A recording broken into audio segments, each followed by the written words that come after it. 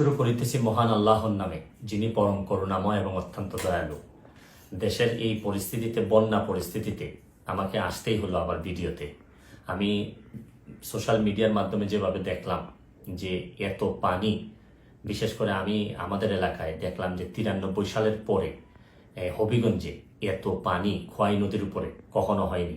কারণ একটা ভারত থেকে একটা ড্যাম এটা ছেড়ে দেওয়ার কারণে পানি আর কোনোভাবেই কুলায় উঠতে পারতেছে না আমাদের নদী। এইদিকে আবার আমাদের দেখলাম যে ফেনীতে তো মানে শুধু বাড়ির ভিতরে ঢুকছে তা না, বাড়ির চালের উপর দিয়ে পানি যাচ্ছে।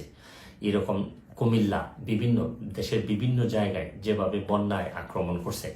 আমি যেহেতু বন্যা নিয়ে কাজ করছি, আমার কাছে মনে হয়েছে যে এই বন্যার সময় আমার একটা অধিকার আছে যে আপনাদের সবাইকে একটা আহ্বান করার, যে যে এলাকায় কৃতি সন্তান আছেন তারা নিজেরা একটু ঝাঁপিয়ে পড়েন মানুষের।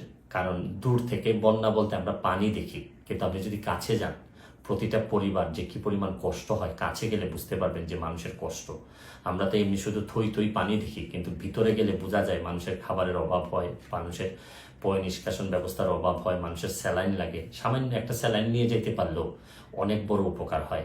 আমি বিশেষ করে প্রধান উপদেষ্টা মহোদয় ডক্টর মোহাম্মদ ইউনূস সাহেবকে অনুরোধ করব যে সারা দেশে ওনার তো তৃণমূলে কাজ করার অভিজ্ঞতা আছে, উনি যদি একটু ব্যবস্থা নেন মানুষ অনেক বেশি শান্তি পাবে। কারণ আমি আরেকটা জিনিস, আমি আমার এলাকায় নিজের হবিগঞ্জের যারা আছেন, যারা আমাকে আমার আত্মীয় স্বজন যারা ফলোয়ার আছেন, তাদেরকে বলবো যে আপনারা যেভাবে পারেন আমাদের এলাকার, অন্তত এলাকার মানুষগুলারে সেভ করার চেষ্টা করেন। আমার পক্ষ থেকে আমি যেভাবে পারি কিছু না কিছু সহযোগিতা করার চেষ্টা করব। কারণ সবাই একসাথে দাঁড়াইলেই দেশের যে কোনো দুর্যোগে আমরা মানুষের কল্যাণ কিছু করতে পারবো। আমরা বহু মানুষ আছি, হয়তো মানুষ একটু বিপদে পড়লেই কাজে আসতে পারি, হয়তো আমরা চেয়ে ঘুরে বেড়া না, আমরা হয়তো অনেক বেশি প্রতিবাদকারী না, বা সব জায়গায় দাঁড়ায় যেতে পারি না, অনেক লিমিটেশনের নিয়েই মানুষ হিসাবে বেঁচে থাকি। তারপর চেষ্টা করেন যে সবাই মিলে অন্তত বন্যা দুর্গতরে সব কিছুর ঊর্ধ্বে উঠে বন্যা যারা দুর্গত তাদের পাশে দাঁড়াবেন, এইটুকু আমার আপনাদের কাছে আহ্বান, আপনাদের কাছে চাওয়া। তারপর আমি একটা জিনিস বলি যে খুব খারাপ, এখনো আমাদের এলাকায় নদী ভাঙ্গন দেখা দেয়নি, নদীর চারদিকে পানি পড়তেছে। যদি ভাঙ্গন দেখা দেয়, খুবই খারাপ অবস্থা হয়, তাহলে আমার আপনারা নিশ্চিত থাকতে পারেন আমি যেভাবেই হোক সশরীরে আপনাদের মাঝে হাজির হব।